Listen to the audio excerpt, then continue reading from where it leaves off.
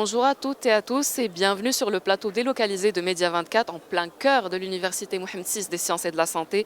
C'est le dernier jour de la troisième édition du e-Health Forum. Nous avons le plaisir de recevoir professeur Ihsan Benihia, directrice académique du Collège des facultés de médecine dentaire de l'UM6SS. Nous aborderons avec elle les enjeux de la cohérence pédagogique, l'intégration du numérique et les compétences indispensables aux futurs médecins dentistes. Merci d'avoir accepté notre invitation, professeur. Merci à vous de nous donner l'opportunité de partager autour de ce grand événement. Quel message clé souhaitez-vous transmettre lors de cette troisième édition du e-Health Forum concernant l'avenir de la formation dentaire ? Bien, alors vous savez que cette troisième édition du Forum international e-Health est une occasion pour l'ensemble des professionnels, on va dire, académiques, pour partager leur expertise, mais également échanger et être inspirants les uns envers les autres. Alors le message clé, c'est que pour la médecine dentaire, cet événement est réellement inspirant. Il y a plusieurs domaines dans lesquels la médecine dentaire peut s'exprimer à travers donc le digital et l'intelligence artificielle. Je pense particulièrement à certaines applications, à certains modules qui peuvent permettre l'accessibilité aux soins dentaires pour les zones qui sont enclavées, les zones où il n'y a pas de médecins dentistes ou qui sont pauvrement desservis en médecins dentistes et en professionnels. Le Collège des facultés de médecine dentaire opère sur plusieurs sites. Comment assurez-vous la cohérence pédagogique et la standardisation de la qualité clinique entre eux ? Alors, le Collège des facultés de médecine dentaire de l'UM6SS est assez balbutiement. On va dire que la faculté de Mohamed VI de médecine dentaire de Rabat vient d'ouvrir ses portes en septembre 2025 et donc c'est ce qui a fait qu'avec la faculté Mohamed VI de médecine dentaire de Casablanca qui est là depuis 2016 constituent toutes les deux le collège de médecine dentaire. Bon, alors la cohérence, comme je viens de le dire, nous sommes au début, donc pour l'instant bien évidemment c'est la première année qui est commune entre les deux facultés. Nous avons 2 promotions de première année. Nous essayons autant que faire se peut de bien sûr d'assurer la cohésion dans les enseignements et d'assurer également la cohésion dans les évaluations.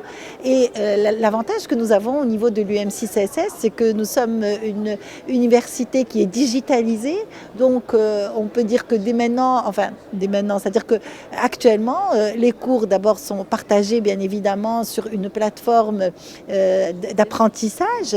Et également, les examens se déroulent, bon, jusqu'à maintenant c'était les contrôles continus, se déroulent en même temps dans les 2 facultés de façon digitale et d'où l'intérêt justement de cette digitalisation qui nous permet d'avoir une harmonisation dans les apprentissages mais également dans les évaluations. D'ailleurs, quels sont les domaines d'application du digital en médecine dentaire ? Parlez-vous de l'expérience du collège dans ce domaine ? Écoutez, le digital en médecine dentaire a plusieurs applications. Depuis, on va dire, l'organisation d'un cabinet dentaire jusqu'à la consultation. On a affaire également au digital dans la planification d'un traitement, dans le diagnostic, mais aussi dans les thérapeutiques, particulièrement tout ce qui est reconstitution prothétique, reconstitution dentaire, et également dans la communication. Communication avec le patient, communication avec les autres médecins dentistes et confrères, mais également avec le technicien de laboratoire de prothèse ou le prothésiste.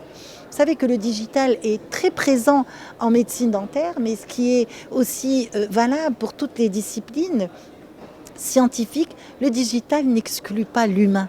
Et au contraire, il nous permet en médecine dentaire de gagner du temps dans des prises de décision, dans le partage d'un diagnostic.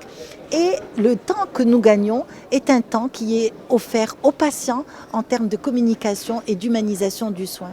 Alors, notre expérience au niveau du Collège de médecine dentaire a en fait, a trait à tous ces domaines-là.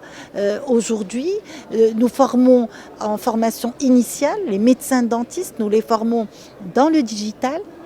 Depuis la réaccréditation que nous avons eue en 2022 et aujourd'hui pour la réaccréditation de 2025, nous avons inclus beaucoup de modules en dentisterie digitale, en intelligence artificielle pour mettre nos étudiants au diapason de les avancées technologiques et scientifiques de la médecine dentaire.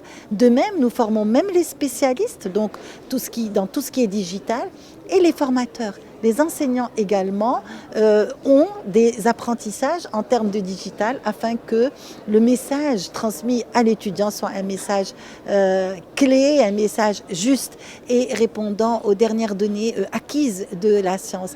Et puis, en formation continue, nous avons également un diplôme universitaire en dentisterie digitale et intelligence artificielle qui est donc ouvert à tout praticien, médecin dentiste désireux de se perfectionner dans ce domaine-là. Et puis au niveau institutionnel, nous sommes en tant que collège de médecine dentaire dans le board de l'association internationale d'intelligence artificielle en médecine dentaire, qui est une association à but non lucratif et qui œuvre pour non seulement les apprentissages et le volet académique de l'IA en médecine dentaire, mais aussi en recherche en intelligence artificielle en médecine dentaire. Parlons de vos étudiants maintenant, vous venez de les mentionner. Quelles sont les compétences numériques indispensables pour les futurs médecins dentistes dans les prochaines années ? Très bien, alors on va parler de maintenant. Déjà, les compétences qu'ils acquièrent à la sortie de notre faculté, bien évidemment d'abord tout ce qui est ce qu'on appelle le workflow digital, donc tout ce qui est réalisation de prothèses en digital, donc en numérique, et cela non seulement dans les activités pratiques que nous faisons faire à nos étudiants en préclinique avant qu'ils ne rencontrent le patient, mais aussi dans notre centre, le centre Mohamed VI de soins dentaires, qui comporte aussi tout un équipement en digital. Donc l'étudiant, dès sa formation théorique et préclinique, il apprend à utiliser le digital et c'est introduit de façon progressive d'année en année. Nous avons la chance d'avoir un centre de simulation qui est totalement équipé en simulateur bien évidemment conventionnel parce qu'on en a besoin pour la formation des étudiants, mais aussi en simulateur de réalité virtuelle de haute fidélité. Et c'est sur ces simulateurs, les étudiants apprennent à travailler sur des dents, sur des modèles de façon virtuelle, comme s'ils étaient sur le patient. Comme s'ils étaient sur le terrain, carrément. Exactement, tout à fait. Donc, ils ont vraiment la même sensation. Et ça a beaucoup d'avantages. L'étudiant prend confiance en lui-même. Il a déjà utilisé. Donc, ce n'est pas... c'est une simulation qu'il peut répéter à plusieurs reprises, puisque notre centre de simulation est ouvert à nos étudiants 6 jours sur 7. Ils peuvent s'exercer autant de fois qu'ils le veulent avant d'aller travailler sur le patient et traiter le patient. Donc c'est vraiment un apprentissage qui est bien évidemment de haute qualité, mais aussi éthique, parce qu'il respecte le droit du patient, celui de lui délivrer un soin sans risque. Merci beaucoup, professeur Ihsan Behia, pour toutes ces réponses. Merci d'avoir accepté notre invitation. Nous avons été ravis de vous accueillir sur le plateau de Média 24. Nous vous souhaitons une très bonne continuation. Quant à nous, c'est la fin de cette couverture spéciale de la 3e édition du Forum e-Health. Merci de nous avoir suivis. Au revoir.